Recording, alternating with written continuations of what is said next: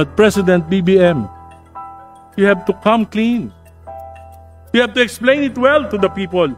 Ikaw ang nagsimula ng investigasyon na ito, pero di mo sinasagot kung bakit hinayaan mo na salaulain ng Kongreso ang 2023, 2024 at 2025 GAA. Noong 2023, some 300 billion were inserted and diverted by Congress. Di ka kumibo.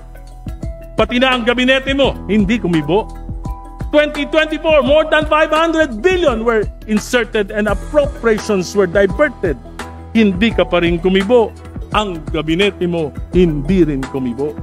2025 GAA, 473 billion were inserted and appropriations were diverted. Di ka pa rin kumibo maliban sa 29 billion na binito sa dahilang mas lumaki na ang pondo ng DPWH kaysa DepEd, which will make this 2025 GAA unconstitutional. Parang imposible na hindi mo alam ito, Pangulong BBM. Ang bayan ko'y may mata, nakita niya na ang lahat.